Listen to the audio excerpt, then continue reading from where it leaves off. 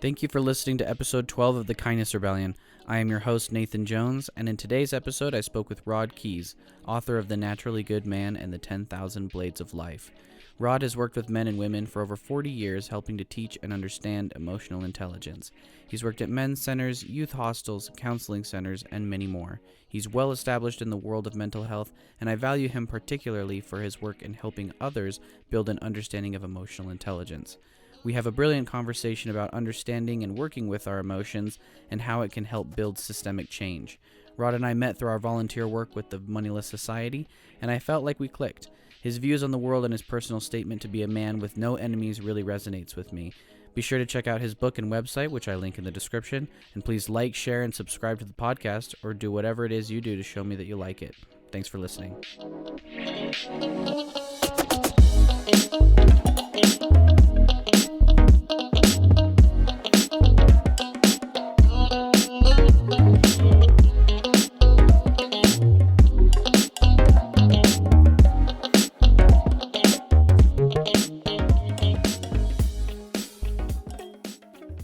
Hey, Rod, thank you so much for being on the Kindness Rebellion with me. I really appreciate having you here. You're very welcome. Awesome. It was cool to kind of get to know you a little bit just through our volunteer work with, the Moneyless Society. When we were just kind of going through introductions and stuff like that, you had mentioned your work with the Naturally Good Man and kind of your focus on men's emotional and mental intelligence and well-being. And it really struck a chord with me because that's really something I'm trying to do here on the podcast. So I'd love to start with just kind of getting an introduction from you and just kind of understanding how you got to this place where you wanted to start, not only understanding your own emotional and mental well-being, but helping other people as well. So I'd love to hear that. Well, it started for me when I was really young, when I was about 12 years old. I had gone through a very intense period of bullying as a boy, and I used to get beat up all the time for a couple of years. And I also had a mentally ill mother who eventually suicided within the next few years. So I was going through extreme trauma, and I was a very angry young boy. Really angry. And I didn't know what it was that I was feeling. I was just overwhelmed with anger and rage. Yeah. And after one time that I had gotten beaten up, I said I'd had enough of this and I wanted to figure out what was going on. So I forced myself to lay on my bed and I said, I'm not getting off of here until I know what's going on here. So I must have laid there for an hour. And then suddenly I woke up, light bulb went off, and I said, it's not my fault. And that changed the whole game. Because I thought it was my fault. And that I deserved this somehow. I had done something or something. And then I had another thought, well, whose fault is it? And then I thought, well, obviously I must be thinking it's the bully's fault. It's the people who are beating me up. And then I realized, well, what if they're being bullied or beaten up somewhere else in their life and I don't know about it? Then, well, what about those other people who are being bullied and getting beaten up somewhere else? And it just kept going back through history, all the way back through time. And I realized it was just a human thing. It's just something that happened. But I could put an end to it if I chose to. And I decided then and there that to have compassion and empathy for people, especially for people who are hurting and are suffering. And that's where I learned about, well, what I needed to learn about being masculine in my life. Because I could then approach people with compassion and empathy and not see other people as competitors or enemies. Wow. I love that so much. I mean, that's just such a perfect place to start, because I think that natural reaction to not only blame yourself, but then to also seek to blame someone else is just so it's very predictable. It's very understandable. You know, we all kind of experience that way.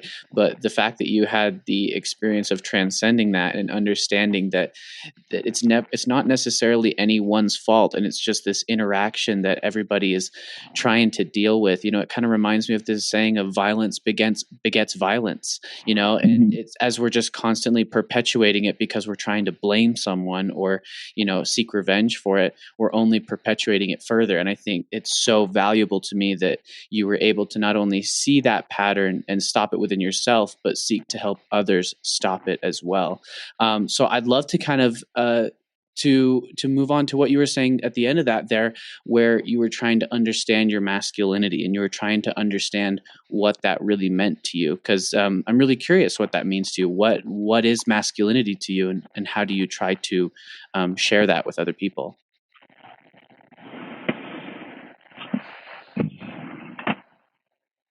Well, the thing about masculinity is that it's not just one thing to one person.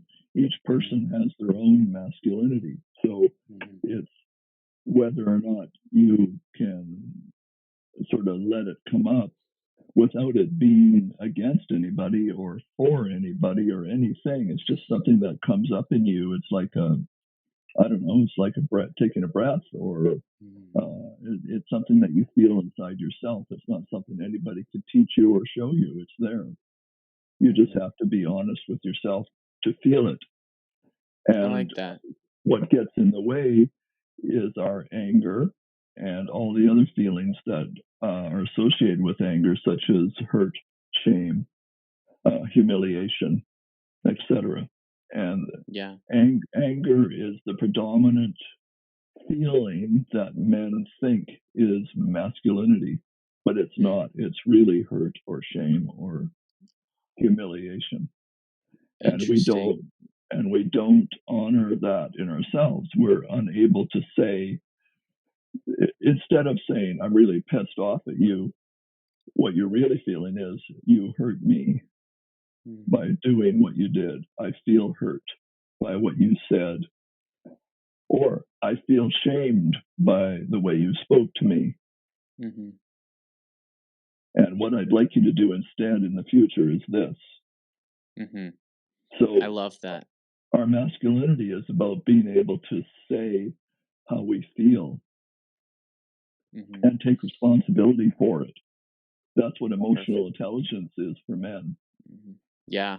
And If I think that's the thing that you and I really connected on here, is just the idea of emotional intelligence for men, because I really love that concept, especially the idea of you know, how really the only emotion that men have been socialized to accept or even really understand within themselves is anger, instead of looking at the deeper emotions at play and, like you said, taking responsibility for them.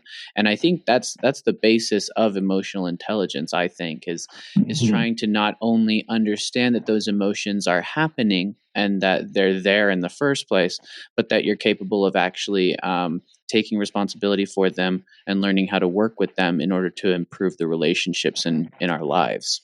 Yeah, one of the problems with men expressing their emotions through anger is that really that's more of a statement of powerlessness than strength, Yeah. because they have no idea what they are really feeling, because they're Mm. just using anger as a shield to cover up the deeper, harder feelings, the more tender, softer spots like hurt or shame.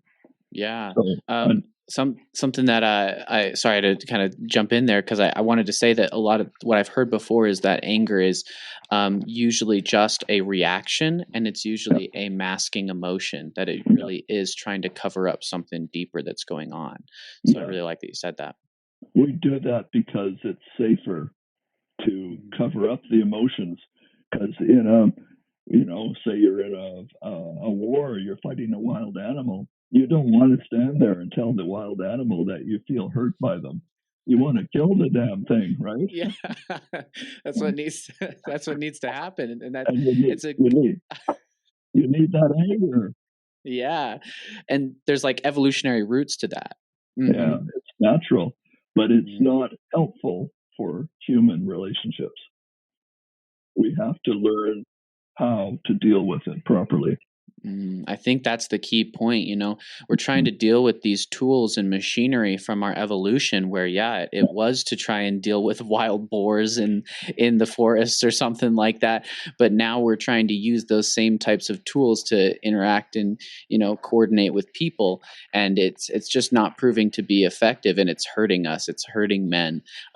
So I really love that you have this knowledge and that you're, working to share it, because I know it's just been like these kinds of concepts have been so valuable in my own life. And I kind of wanted to get, a more a specific understanding from you as to how, because you told us about how these concepts started to really come to you after you were dealing with all of the trauma from your childhood and dealing with those events. I wanted to know how you actually started to learn to become and teach about being this naturally good man and being able to um, learn emotional intelligence specifically and handle these emotions. Like, what are the kind of processes that you had to go through to actually develop these skills? Well, back in the mid 80s, I joined a men's group, and that was very helpful for me to be able to talk to other men that I respected and liked, who could also talk about their feelings, and there was no shaming going on. Mm. It was a very safe place. Um, and that was the beginning for me to be able to do that. So I have grown from there over those 40 years to, help build nonprofit societies for men and start men's groups and do counseling for men. It's just become a major part of my life. That's so awesome. I love that so much because one thing I really like about that is, as we're kind of as our society is trying to become more progressive and really build on, fixing the things that we've made mistakes for in the past. I think one of the things that has, and maybe it's controversial to say, but I think men's well-being in terms of emotional intelligence has been neglected. Yeah. So I really value that is something that you've been focusing on, and I'd love to kind of hear more about that. I guess just kind of what needed to happen for these safe spaces for men to be created, because right now it's not necessarily that men don't have a voice. It's just that the voice is very directed towards power and anger, and not necessarily towards these healthier types of emotions that we're discussing here. So yeah, I'd love to kind of dive deeper into that. Well, I mean, it covers so much ground, that topic. It's Mm-hmm. huge. I wrote a book on the history of masculinity, and the whole book was filled with examples of how men use power or fear to get what they want or what they think they want. Um, and the history of the world is filled with those examples, and I'm sure we're all very familiar with them, especially Mm-hmm. today. Yeah. Um, but it's the keys that are really important, like dealing with the anger, as I suggested, as being a shield and looking at what's deeper.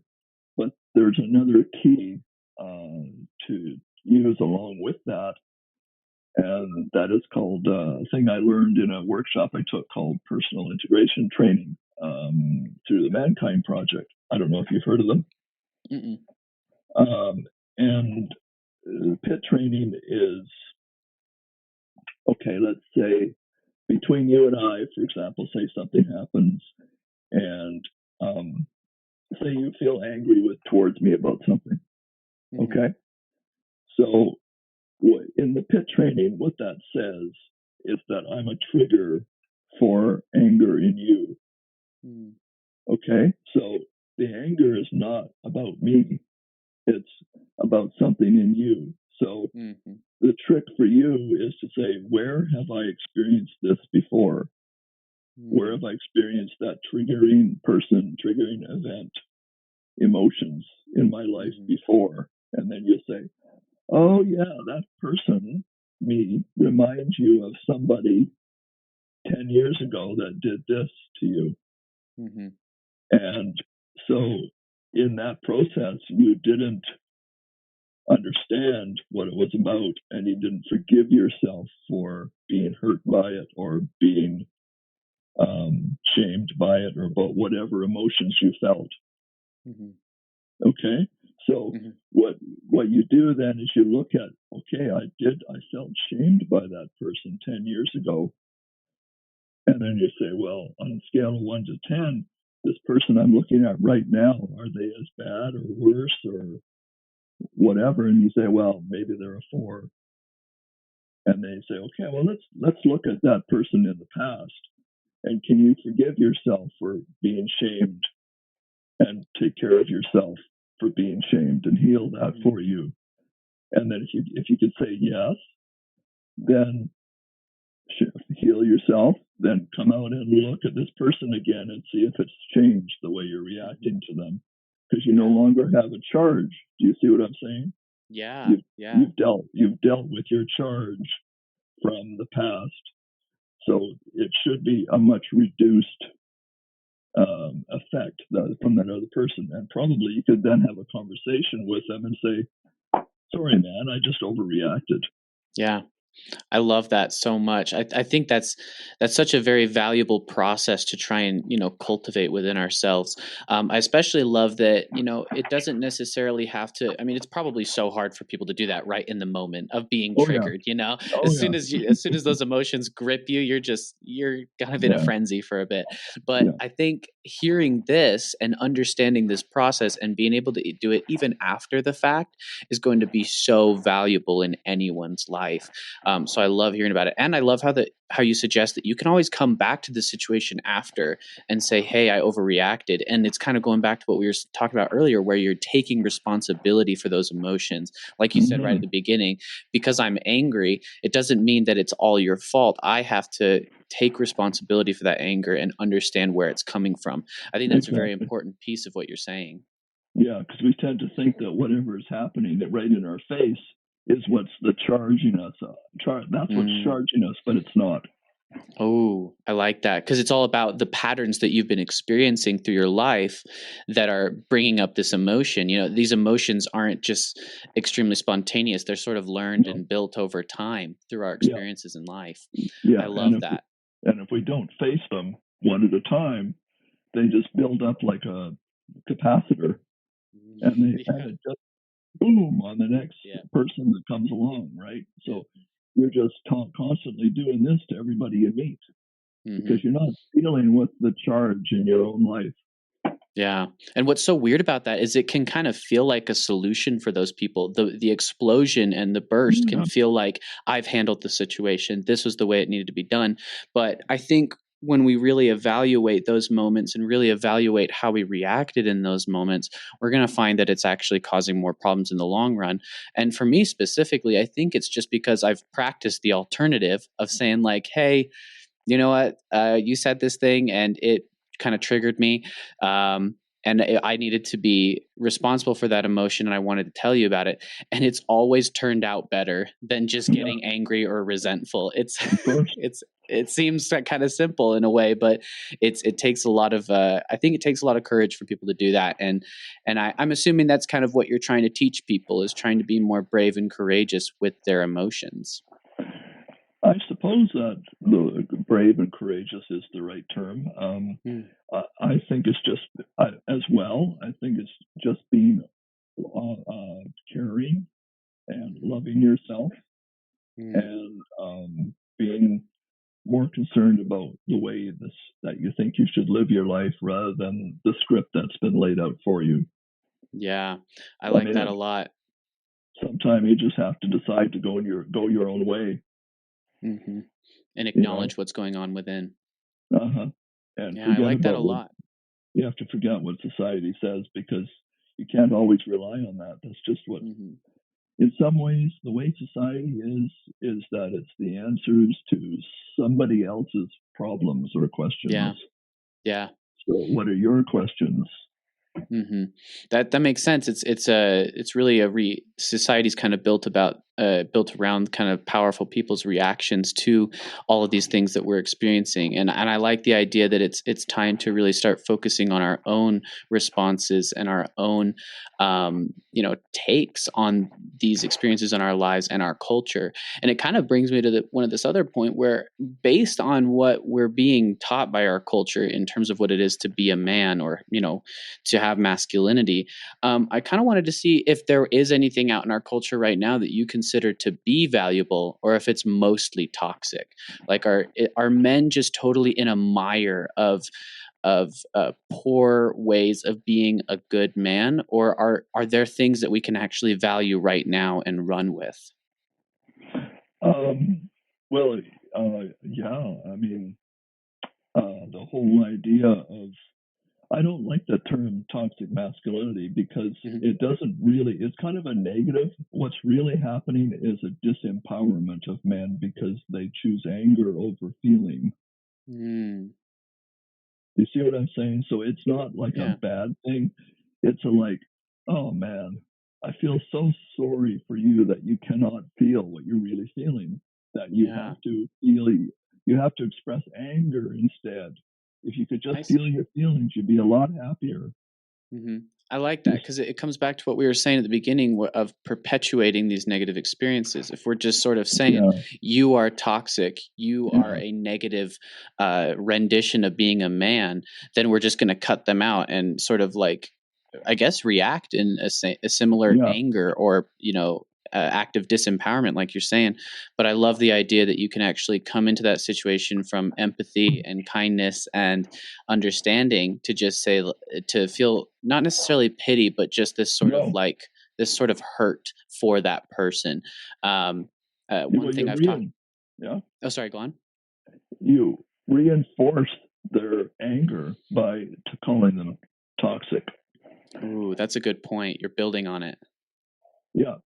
So if what you're really, if you really want to say something, you could say you could be a much more effective person if you felt your Mm. feelings. Ooh, okay, that's A good. I much think more, that's a good skill to know, how to, I guess, we can kind of dive into that a little more. Like, how uh-huh. do we engage with other men that we feel are acting solely out of their own anger, or like we just don't or maybe even if we're having a hard time understanding where that anger and that pain is coming from. Well, you can try and teach them the pit skills, or Hmm. you can speak to them using nonviolent communication. Are you familiar with that? Very, very, not really. Oh, So yeah, okay, please okay, explain. okay. Marshall Rosenberg developed nonviolent communication, and he went all over the world helping to create safe places for conflicts between tribal peoples and other nations. He was a very well loved person. Anyway, Hmm. so he developed this process where what you say is when you do this, you describe it. I feel, you describe a feeling Hmm. because, and the because is of something that happened in my life years ago. What I would like you to do in the future is this. So I that's like the that. process. Hmm. That's the speaking process.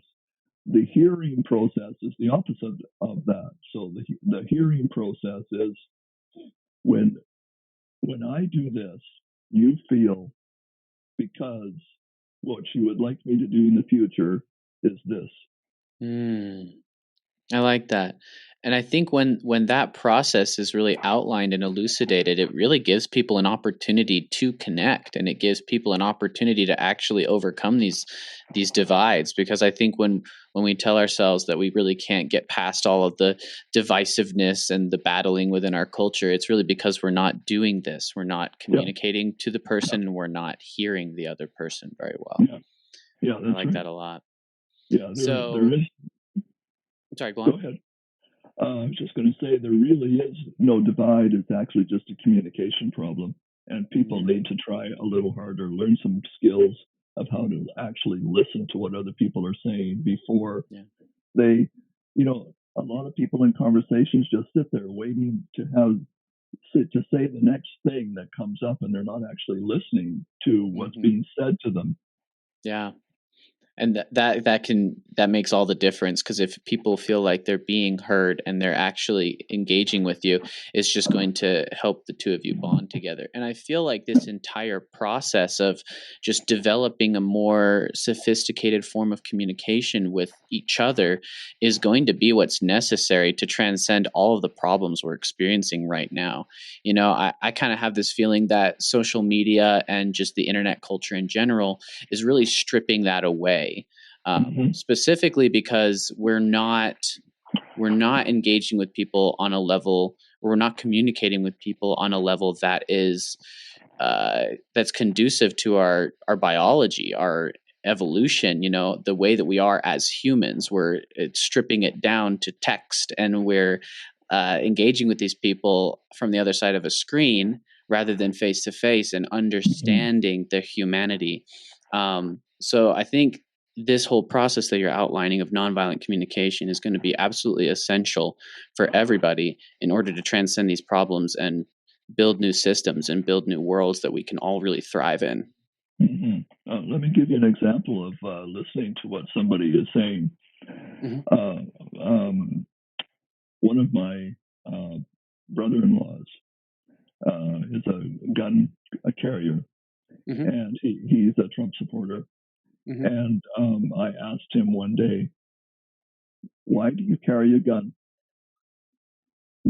And to me, being Canadian, that's a huge thing. We don't carry guns in Canada. Nobody does. Yeah, really. Yeah, nobody does. There's no issues with safety. I've never had to be worried. Okay, you're not on the alert. Yeah, so my reaction to him is of one of some shock, of course.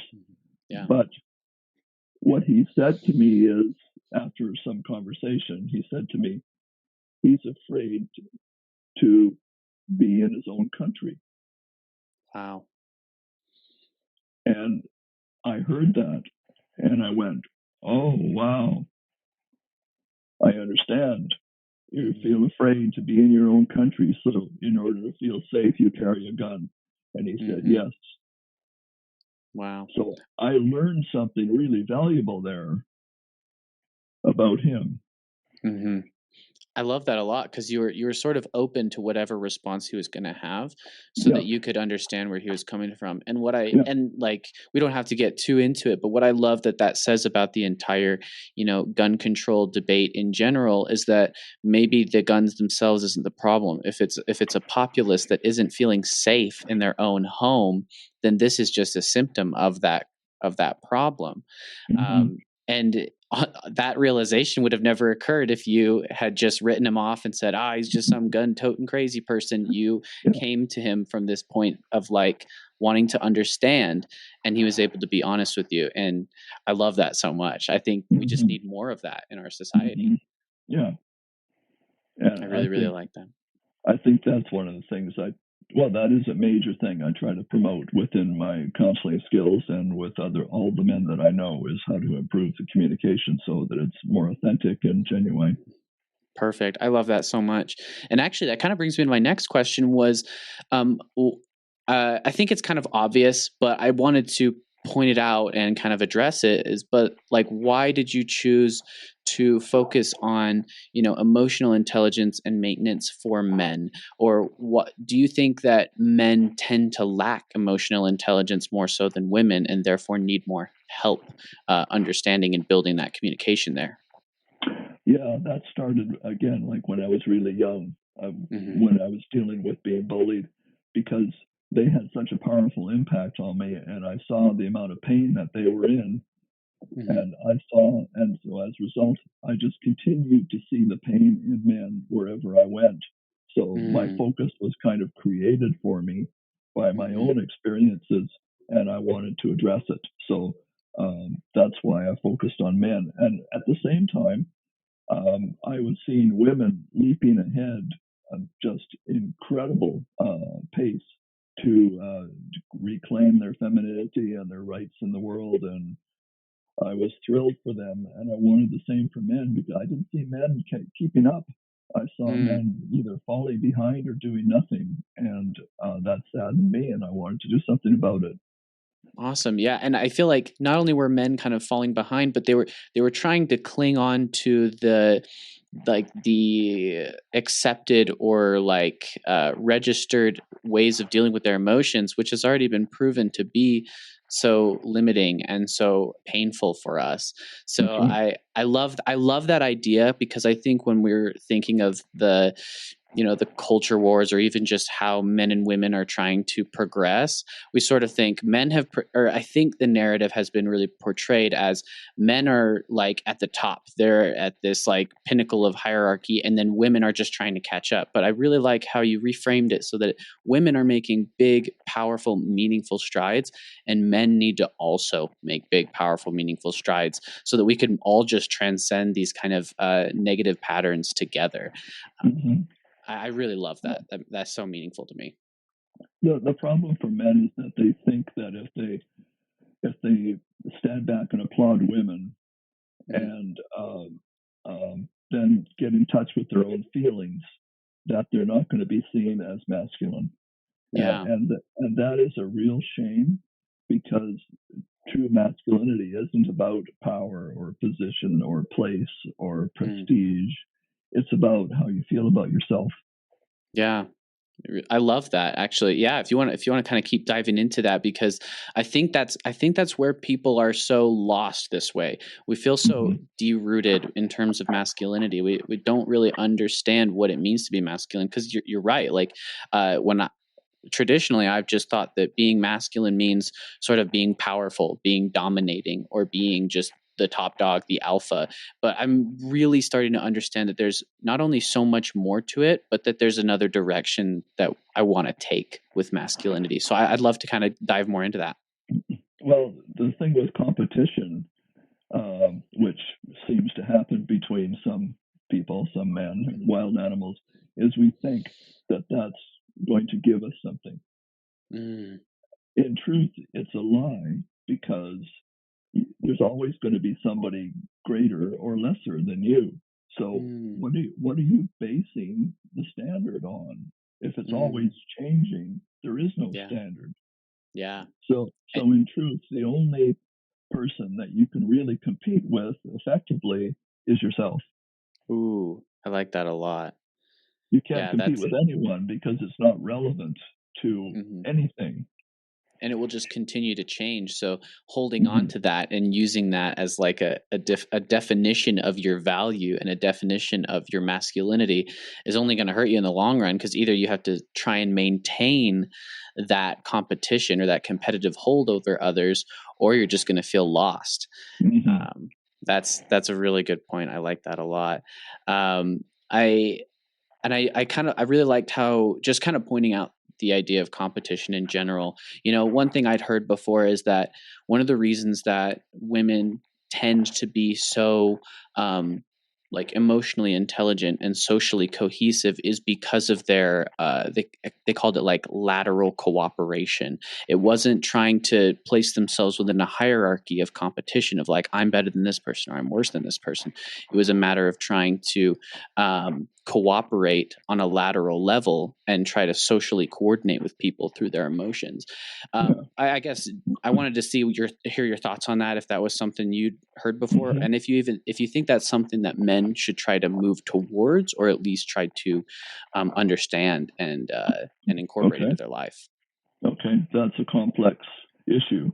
Yeah. But what women have done is, because they're often stuck in the home, they would communicate with other women who are also stuck in the home over the back fence. And they would often talk about their husbands or the problems they're having or the children or whatever. And it was a way for women to really connect and relate in a community. So it was a very powerful way to keep communities together emotionally, because the men were out doing whatever, and they weren't building community.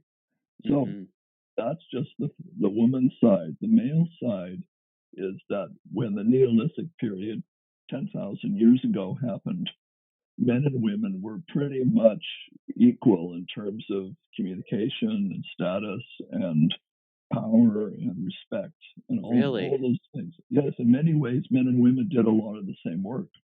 Women went and hunted with the men, and men would be with the children, teaching their sons or their daughters to hunt. There was all kinds of interplay and interaction. But that was when we didn't have farms. And then as soon as farms developed and we started having to grow food because we had eaten all the wild food or killed all the wild animals, we had to grow them, right? We had to develop animal husbandry, agriculture. Now, some of the farmers were more successful than other farmers. The successful farmers usually found that they had a surplus. So what do you do with a surplus? Well, you can trade it for something else. You can store it. You can give it away if you want, or you can just throw it away. Okay? So what actually happened in history is that the surplus was stored in protected buildings away from people who were poorer farmers. The poorer farmers had to trade their skills for the food, and eventually the surplus was protected by armed guards, which eventually were protected by armies and a king. Wow. And so you create hierarchy based on the surplus. So men became identified with the idea of hierarchy because of the surplus that came from farming. That's one theory. That's my theory. That's what the theory I developed in my book, and it's not necessarily new, but I think there's a lot of truth to it. Yeah, that's a very interesting concept, especially just the idea that it kind of, I mean, I have to admit, like when you mentioned that before this happened, everybody was sort of like egalitarian, and there was like just this total crossover of gender roles and things like that. It just sort of sounded utopian to me. And then it was and then more so, yeah. Yeah, it was more that way.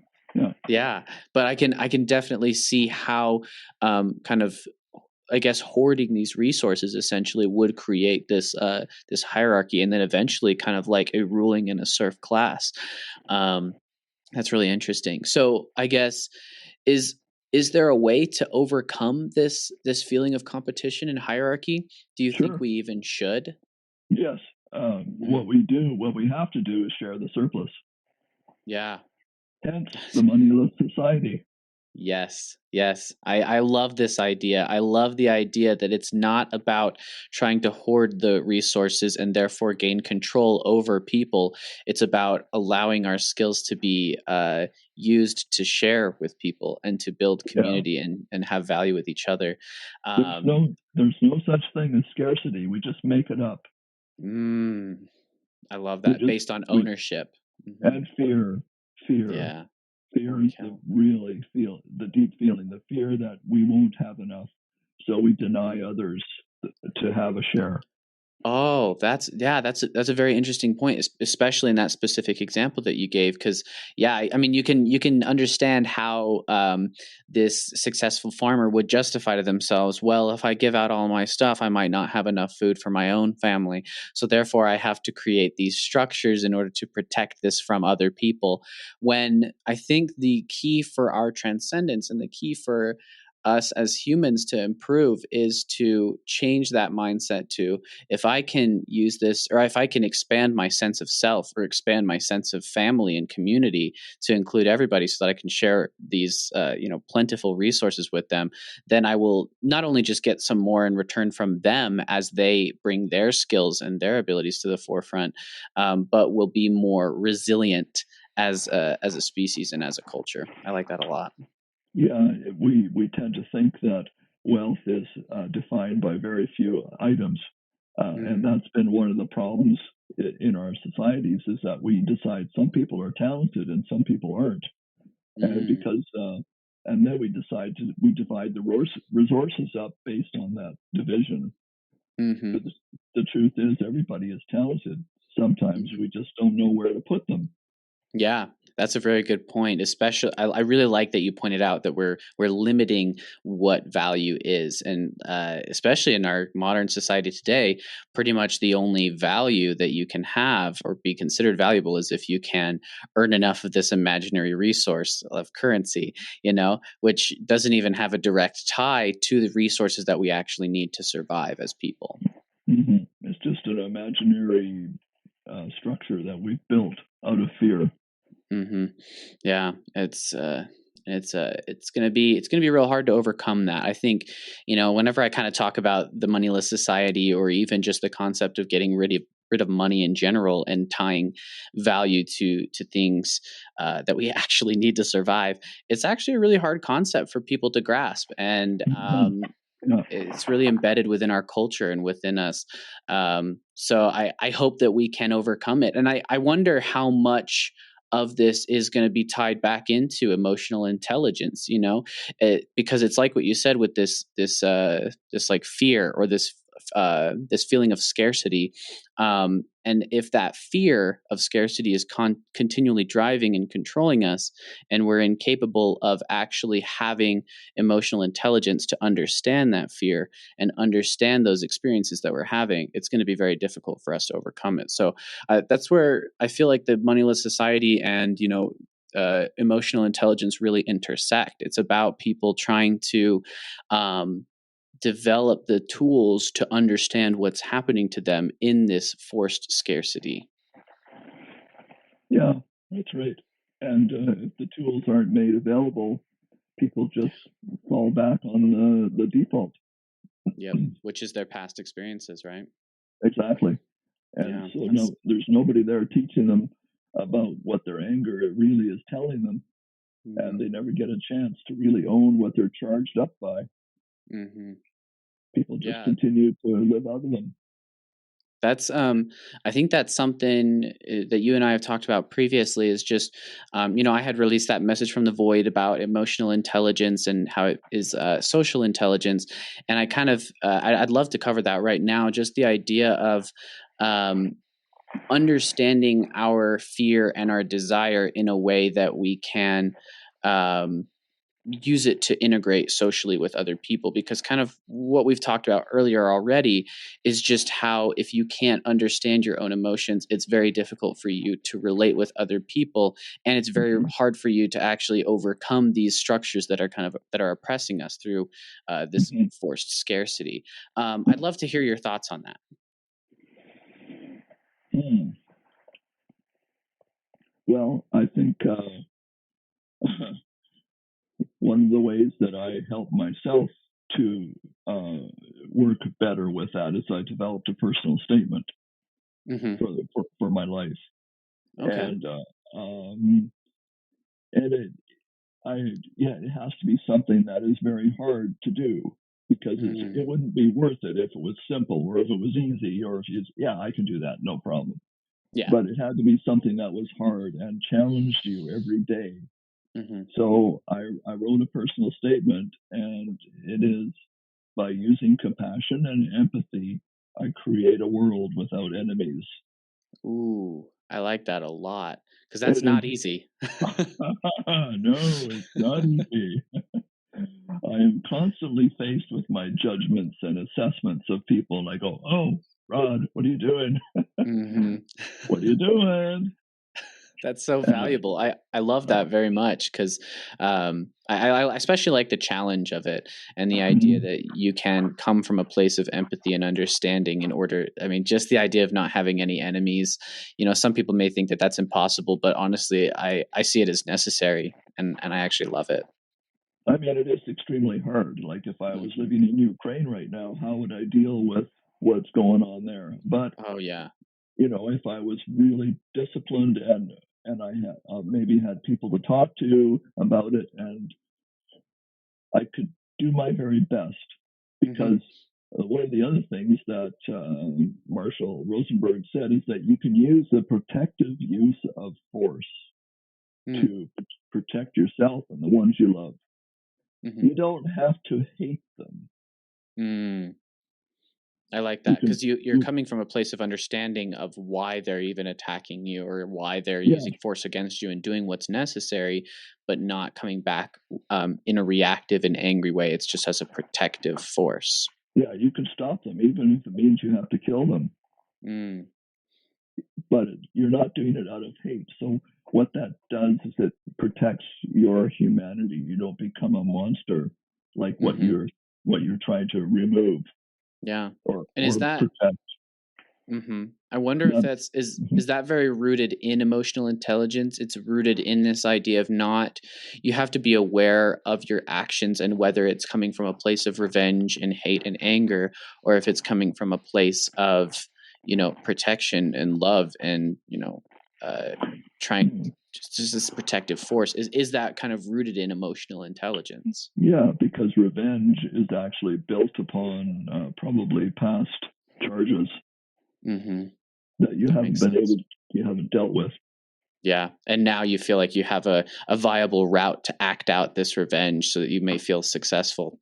That's an interesting point. And I think that's something that I'm really trying to do. And I think that emotional intelligence can help us do is it just allows for nuance in our life. It's not this black and white, fighting is never wrong, or sorry, fighting is always wrong, and force is always wrong. It's just this acceptance of nuance, that you need to be responsible for your own actions and your own beliefs in these moments, so that you can actually act accordingly with your values and what's right.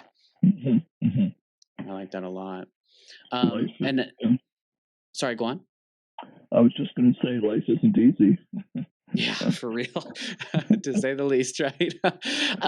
And I guess kind of diving more into this, I really feel like I wanted to solidify this interaction between specifically emotional intelligence and social intelligence, because this is something I'm kind of trying to put together. Is I really feel that the two are very necessary, or very necessarily linked, because if we don't have emotional intelligence of our own emotional states and these things going on within our awareness and our experience, how are we supposed to integrate socially and understand other people's experience and other people's emotions?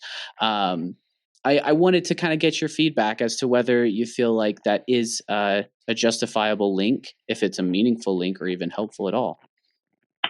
Oh, absolutely. Absolutely. If you haven't done your own work on yourself, you're not going to be able to understand anyone else.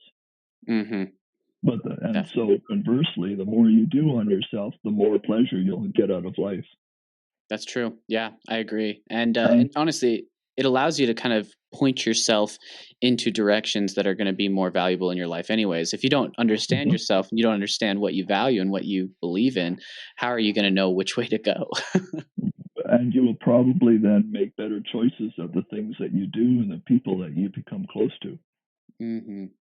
Awesome. Because you'll be able to identify, well, that person looks like they've got a lot of charges going on. I don't know if I want to get involved with that.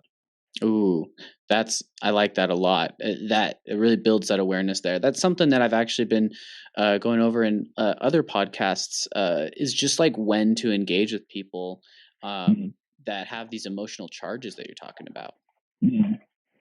Yeah, that's a challenging one. And if you don't think that you can work with that, you better not get involved with them, because you're gonna just pick up on that charge, and you're gonna think that they're the trigger and they're the blame for everything, and you'll start going back into your charges and into your history, and then you're stuck. Wow, that requires a lot of awareness. That requires a lot of practice, I think, too, which is extreme. It's very valuable when it works. I'm so sure of that, because if you can engage with people, and I'm assuming it's only really ever going to be in moments where you sort of have to engage with those people with very complex charges that you're not really sure of, because most of the time I don't think we're going to interject ourselves into those kinds of situations unless we have to. But I think it can provide really meaningful experiences, and it's how we're going to be able to connect with people. Well, you might find someone, you might meet somebody, find they're really attractive. You want to get romantically involved with them. So you have a relationship. A couple of months down the road, suddenly that person becomes very angry with you about something that wasn't really your fault. Mm-hmm. And you go, oh, what's that about? Why are you Mm-hmm. so angry with me? Mm-hmm. And they'll just, then they'll just keep attacking you Mm-hmm. about it and blame you, shame you, whatever, Mm-hmm. without them honoring that they had the same kind of thing happened in their past many times, and they're afraid that you're going to be the same kind of person or something. Mm-hmm. So they're not dealing with their past, and they're bringing Yeah. it forward into the relationship with you. Mm-hmm. And So that's, sorry, go on. you have to watch out for people that suddenly decide they're going to take out all that anger on you because you don't deserve it. Yeah. And I think that's probably something that's going to pop up in any relationship Yeah. the further along you get with it. And I think this is where we kind of come back to, once again, the idea of emotional intelligence is social Yeah. intelligence, because if Right. you can understand that that person has a charge, maybe you're not aware of what it is or what's happening there, but if you can understand that it's there and try to emotionally bond with them, it's up to them to decide if they're ready to emotionally bond with you. You can And ask them that's, what that charge is and oh see if yeah. they're willing to deal with it and Mm-hmm. recognize what the real charge is with you. Awesome. Maybe they are truly Yeah. irritated about something, Mm-hmm. but the anger is way out of line with what's required for that particular misdeed that you did, right? Yeah, I like So that. are they Um, willing to look at the past and own it? yeah, I'm kind of curious. Is it? I guess for me, who's been clumsy with this kind of thing in the past, where I'll just be like, someone's getting mad at me, and I'll just be like, "Where's this coming from? Why? What happened to you in the past?" And they're like, "No, actually, like you're stepping on my foot right now," or something like just something obvious in the moment. Um, so I guess a question that just kind of popped up is, how do we know when what's happening is really a result of actually what's happening in the present moment versus just past charges or past traumas that are manifesting themselves in this way right now? Well, if a person is being really angry, they're not telling you what's really going on, Mm, right? Because yeah. they're not saying that they're hurt, they feel ashamed, they feel humiliated. They're telling you they're angry. So they have a shield up protecting themselves from what their deeper feelings really are. So they're not being Mm. honest with you. I see. So it has to start with what's happening right now. What are you actually feeling right now that's causing this anger shield to come up? And then that gives them the opportunity to decide whether to trust you with the past traumas or the past emotional responses that are causing this reaction right now.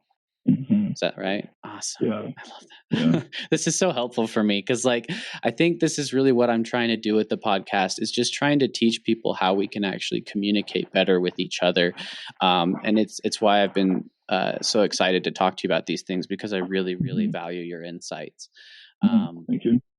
yeah. And I guess to as the kind of final wrap up for this podcast, I'd love to leave people with an just some rules of thumb or just some basic principles on how they can deal with both their own emotions and emotions of their loved ones. Like when we find ourselves emotionally charged, or we find that we're interacting with someone who's emotionally charged. What are some of the main ways that you think we should start to address those situations? Try to figure out what the real feelings are. So Mm, if you're really angry about something, recognize that anger is not a real emotion. It's a mm, cover, it's a shield, it's something your mind creates to protect yourself, to protect mhm. the softer parts of yourself. So look deeper and try to figure out what it is that you're really feeling. Awesome. Are there any other emotions like anger that are these like masking emotions that act as a shield, or is anger kind of the main one? Fear can be used that way as well. Fear is a very powerful emotion. I was trying to think of how I could talk about it. I don't know. Have you studied Machiavelli at all? No, I haven't. Oh, he wrote a book called The Prince, and he talks about the opposing forces of fear and love. Oh, okay. And it was an incredible insight for me to read that book, because it taught me about well, if you live with the idea that if you make other people afraid of you, you can have power over them. Okay. Yeah. Like, say, a CEO that just sort of runs rampant through the business and bossing everybody around and being nasty to them. So they create fear everywhere they go.